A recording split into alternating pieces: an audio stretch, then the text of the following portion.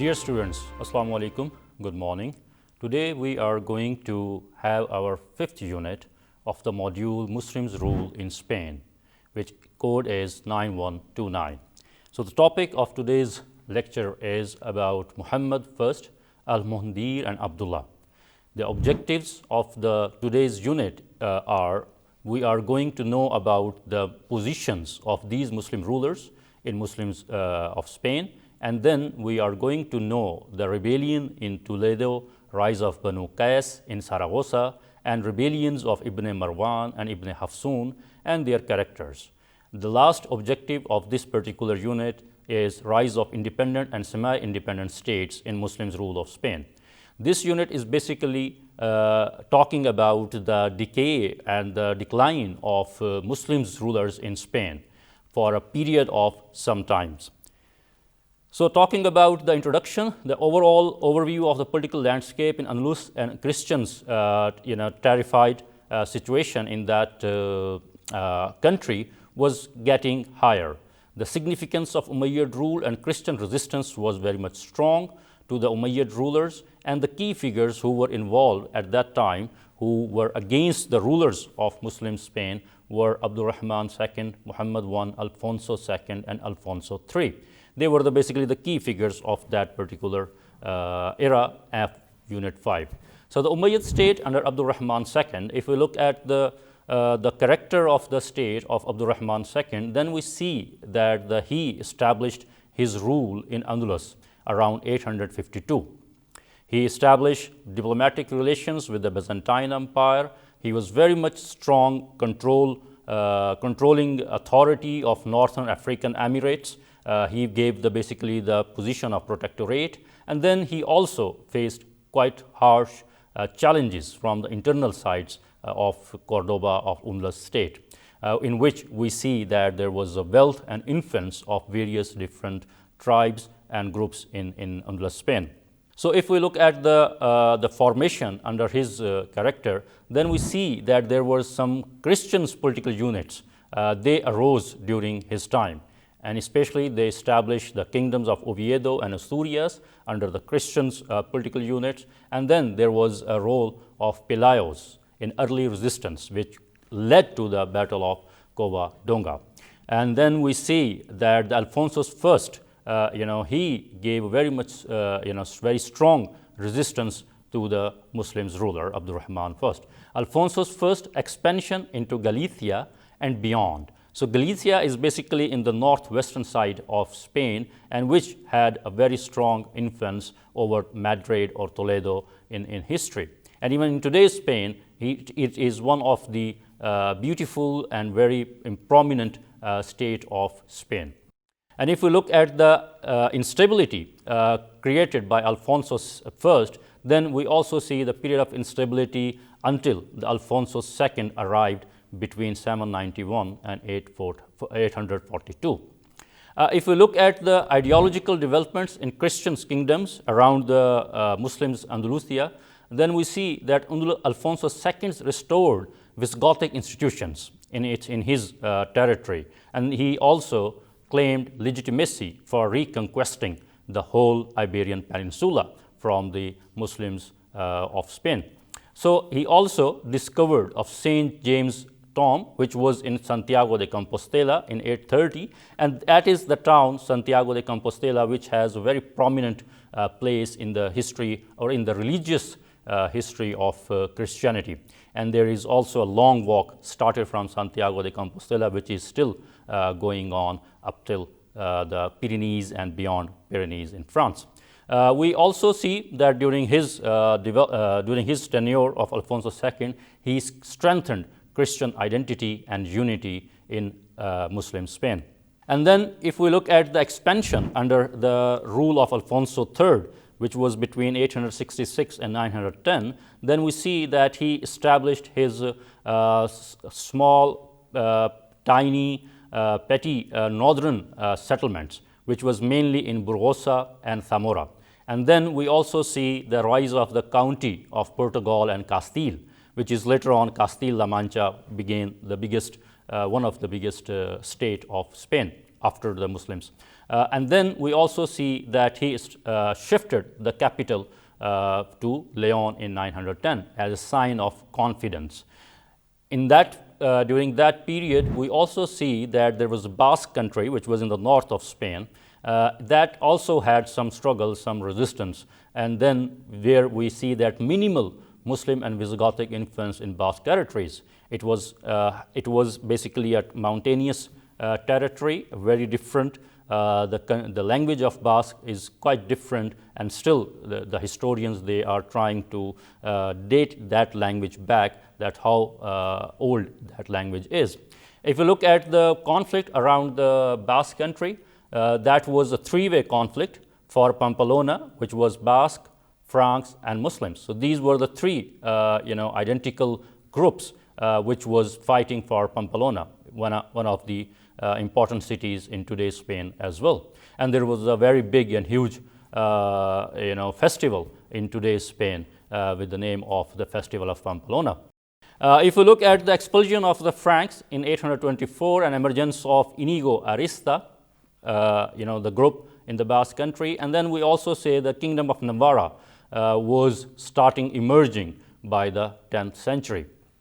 On the other side, the Frank people, they started conquering Girona in 785 and Barcelona in 801, and they established a small state under the establishment of the Spanish March. And then they had their influence increasing, especially in Barcelona and the counts of Barcelona by the late 9th century, and they were quite independent by that time. On the other hand, if you look at the status of Muslims rulers, then on the Toledo, capital of Muslim Spain, was Muhammad's first rise to power in 852 and ended in 886.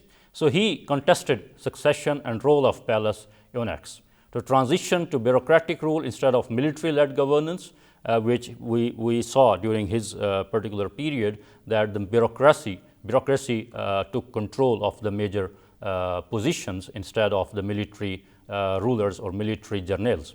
And then he appointed key advisors and administrators. On the other hand, the internal stability we saw during his rule after the Abdurrahman II's. And then military campaigns as usual, they were going on during his tenure as well. If we look at the military policies of Muhammad I, then we see that he had the earlier reliance on Musa bin Musa of the Banu Qasi, one of the tribes, the major tribes, which had very strong political influence in Andalus state. And then he also started, jihad campaigns in Allama in 863, Castile 865, and Galicia 878. And he also had very much challenges regarding the recruitment in military, which was mainly dependence on the Andalusian levies. If we look at the decline of Umayyad military strength, that was the period where we saw the weakening of Umayyad rule in Iberian Peninsula. So then we also saw the decline in Umayyad military strength. If we look at that, then the reasons were increasing volunteerism in military service, reduced recruitment from traditional Jund, which was the military settlers, the tribe which had the military recruitment, like the people. So there was reduced numbers coming from that tribe. And then we also see the long-term consequences, especially the demilitarization of Andalusi society. If we look at the rebellions, during this particular time, then there were a couple of rebellions in very strong, cities, especially in Toledo. Then there was a rise of Banu Qais in Saragossa. The 9th century saw significant political and social upheavals in Al-Andalus, where we saw the increasing conversion to Islam, which led to the tensions between the new conversions and the established elite. And then we also saw rebellions activities in Toledo, Saragossa, and other regions, weakening the Umayyad control in Al-Andalus. If we look at the impact of religious conversions, then we saw there was the rapid conversion to Islam from 800 to 950 AD, which led to the 50% by mid-19th century.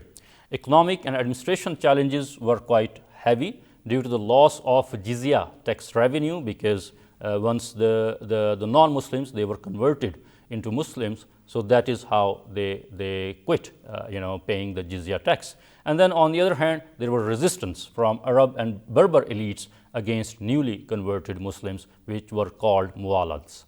And if we look at the rebellion in Toledo, then there was once there was the death of Abdurrahman II, it was started by that time. Toledo had a history of independent tendencies, which was basically the capital of Visigoth kingdom of Spain. And then there was the expulsion of governor from Toledo and alliances with Christian forces. That is how the key battles happened in 853 and 54 in Andujar. And then we also say Guazalete, 854 and 55, the Battle of Guazalete. We also saw the Cordobas, which was the head or the capital city of Muslims, Al-Undulus. They were very much strong. They created, they fortified the whole capital. They tried to establish alliances with Berber chiefs so that they could fight against these rebellions very well. But on the other hand, there was a tribe, Banu Qais, which were having a big increase in numbers, especially in the town of Zaragoza, where we saw the Musa bin Qasi. He gained control over the upper march. He deposed in 861, and the power struggle between Arab, Berbers, and Muwalads, the new converted Muslims, started. And then we saw that 871, when Banu Qasi massacred Arab population in Zaragoza and controlled quite well. On the other hand, Umayyad, they tried to counter it by installing the Tujibi family in fortified towns. However, it was not went well. If we look at the rebellions of Ibn Marwan in Merida and Badajoz, another two small cities but important, then we saw that Abdurrahman bin Marwan, he basically revolted in 868, defying the Cordoba's authority. He established independence in Badajoz with Christian support, and then he survived through strategies, retreats, and alliances. However, his power waned by 929-30 under Abdurrahman III. And if we look at the another, like the rebellions from the Muslims community, Muslim religion groups, and that was of Ibn Hafsun. His name was Umar bin Hafsun, a Muwalad, a new converted Muslim. He had the rebellion in Ronda. He established Bobastro as a stronghold from 881, and then he had a significant threat to Cordoba due to its central location and very strong alliances with the local people. And then he had the suppression efforts intensified under Al-Maundhir, which came in between 886 to 888. If we look at the whole, like the consequences of all these rebellions, we saw that weakened the control of Umayyads over Al-Undulus. It highlighted the tensions between these Arab elites and the neo-Muslims converts and non-Arabs, political elites, influencers, and then it also encouraged Christian states which were around the Toledo, which were around the Cordoba's Al-Undulus state. Then there was a strong resistance from the Christians as well, especially from the northern side of Spain. And then it set the stage for later fragmentation and eventual fall of caliphate. To conclude the whole unit and the lecture on the decline and the weakening state of Umayyad, we saw that there was an overview of the balance of power between Umayyads and Christian kingdoms. We saw that there was a shift from military to bureaucratic governance in Cordoba, and then the foundation of Christian expansionism and reconquest was visible during this period. If we look at the implications, we saw that for 10th and 11th centuries, it was very much strong, and that centuries were turning point in Al-Andalus history. Religiously, politically, and economically, it spreaded the fuel of tension between the various groups, between Muslims groups as well as Muslims and Christians. And that is how there were a couple of revolts against the Cordoban's Muslim authority. And then Umayyad rulers, they struggled a lot to maintain their centralized power, and at the end, long-term consequences was shaped during this particular period where we saw the trajectory of Muslim Spain. Thank you so much and best wishes.